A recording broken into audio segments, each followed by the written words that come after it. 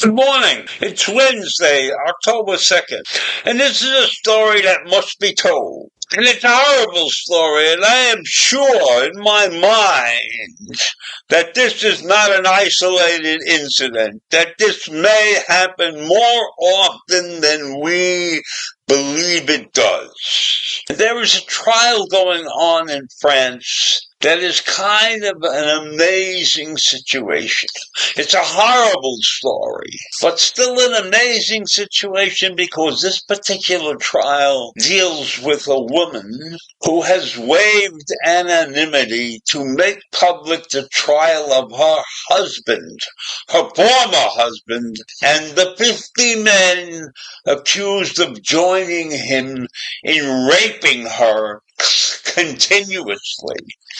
Her poise and her courage have made her an icon. This is a horrible, horrible story. I think it must be told because one must recognize that there are many, many people in this world who do horrible things and avoid the publicity associated with them. Now, many call this woman Giselle as if they know her, and a few personally do. But they see themselves and their mothers and their grandmothers, and they come to court to watch her in southern France, in the city of Avignon, and wait for hours to support her in her conquest, to see to it that these over 50 men who raped her over the course of I don't know how many years get the full penalty that they deserve. I don't know how she does it, said one of the women who watched her. She has dignity. I have never been here in the court. This is my first time, but I struggled to get a place so that I could see this trial unfold. I admire this woman. She is exceptional. Now, she is not a young woman.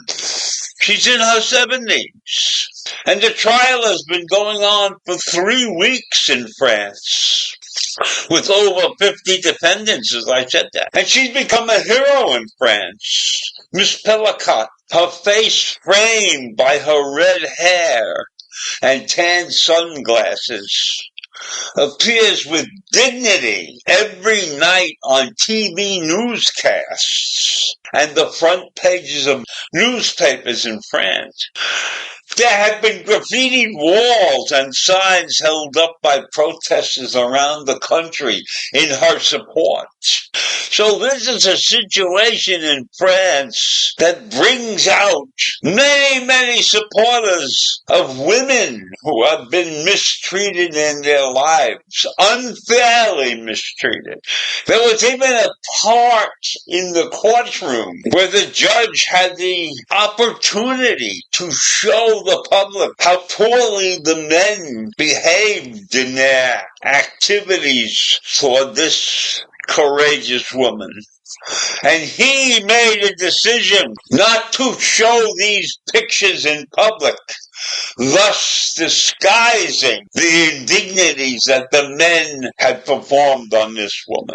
So even in the courthouse where she has a trial and she has many, many witnesses in her defense and many photographs that were taken of her in her defense, the judge somehow or other still sided with the perpetrators of this crime. So it's an amazing situation that this went on for years until now it's finally in the public view.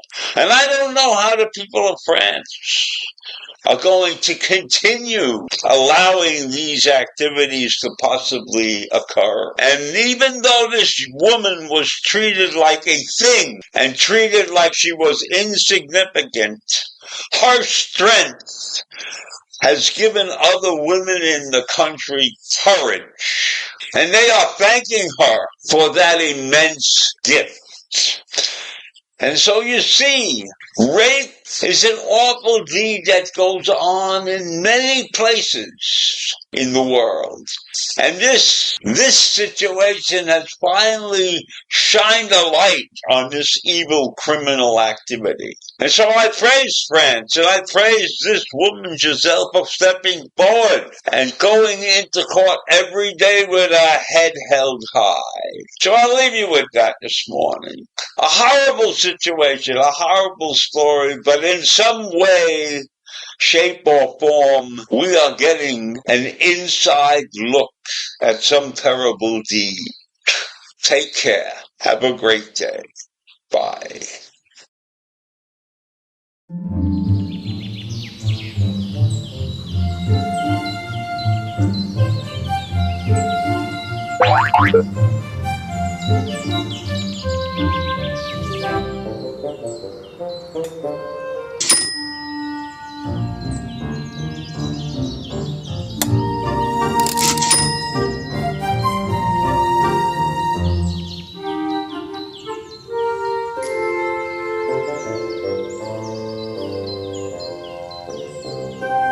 Thank you.